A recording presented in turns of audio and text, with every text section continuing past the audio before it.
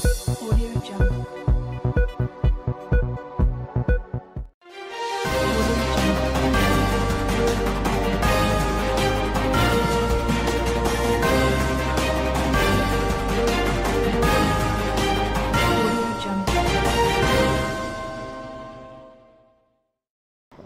Hari ini adalah malam ini merupakan satu malam yang penting bagi sekolah menengah Siti Budi ini, yang mana ianya adalah merupakan anugerah, beberapa anugerah disampaikan, dan juga untuk memberi satu memento yang baik kepada pelajar dari sudut penerimaan sijil sepanjang mereka berada di sekolah dan menamatkan pengajian lah dengan jayanya lah.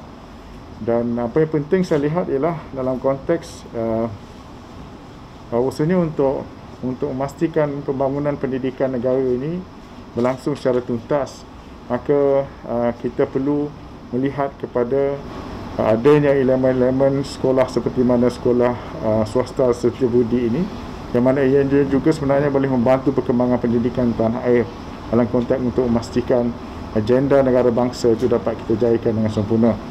Walaupun sekolah ini bukan sekolah di dalam kategori sekolah kerajaan, tetapi kecemerlangan yang ditunjukkan oleh sekolah ini telah membuktikan bahawasanya sekolah ini mampu melahirkan anak-anak bangsa kita yang akan mampu mencorakkan negara pada masa akan datang. Dan saya melihat pendidikan ini tidak mengenal sama ada sekolah itu sekolah swasta ataupun sekolah kerajaan. Pendidikan adalah bersifat general, bersifat umum, dan ianya meliputi semua kaum, semua agama, semua bangsa keturunan, tempat, bandar luar bandar dan sebagainya.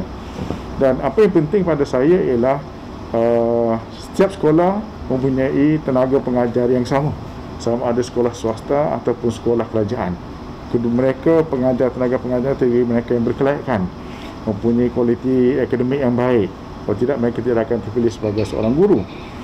Yang menentukan sama ada sekolah itu menjadi aktif, menjadi kreatif, menjadi begitu bagus untuk pelajar, platform terbaik untuk pelajar berpartisipasi sama mereka dan sebagainya adalah tergantung kepada bagaimana pihak pengurusan sekolah mencorakkan sekolah itu.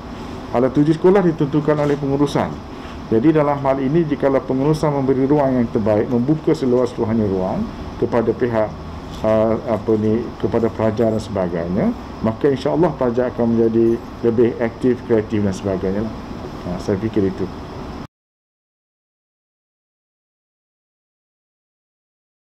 Terima kasih. Ini satu soalan yang baik berkenaan dengan golongan B40, anak-anak B40 berada di universiti awam yang ada dalam negara kita lah.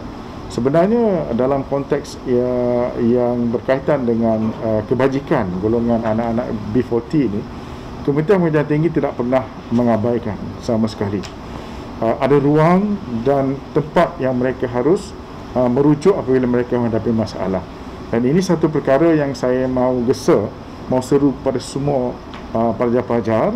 Apabila kita menghadapi sebarang masalah berkaitan dengan keuangan, berkaitan dengan kebajikan, berkaitan dengan segala berkaitan perkara yang berkenaan dengan pembelajaran di universiti yang terbantut ataupun terkesan akibat daripada permasalahan semasa, maka mereka harus mengambil jalan untuk merujuk pada pihak hak ehwal pelajar universiti.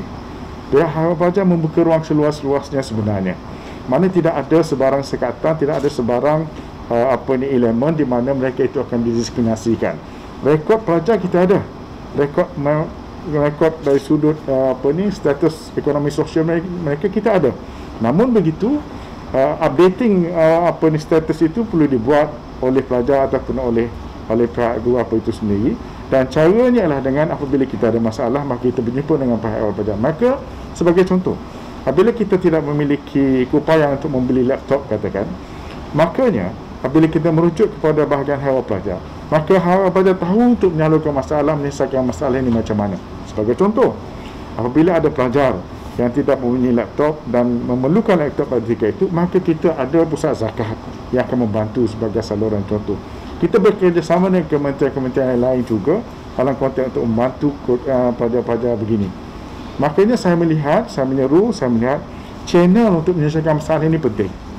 Jadi pihak Kementerian Pengajian Tinggi, selain daripada menyediakan channel khas Malahara Pelajar ini, maka kita juga sebenarnya di KPT juga menyediakan ruang-ruang yang lain.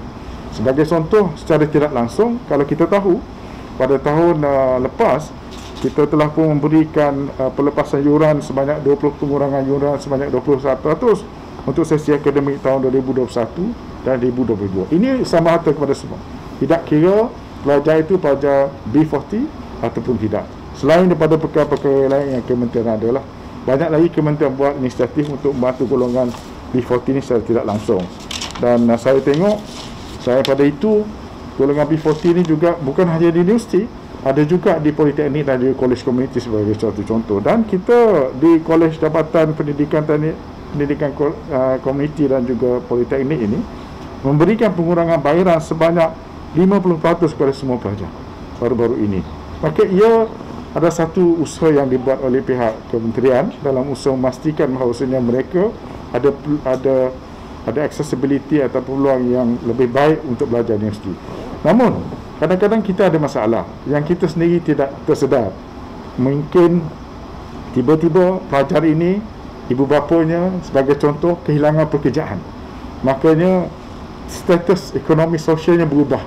Daripada dulu ibu bapanya ada kerja, tiba-tiba sebab keadaan sekarang tak ada kerja, dan kita perlukan mereka untuk menghubungi kita melalui Hawar Pelajar, updating dia punya status, dan bila ada masalah salurkan dan kita akan bantu.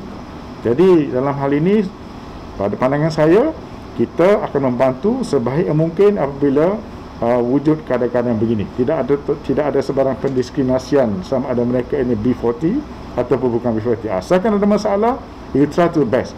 We try to solve as best as we can.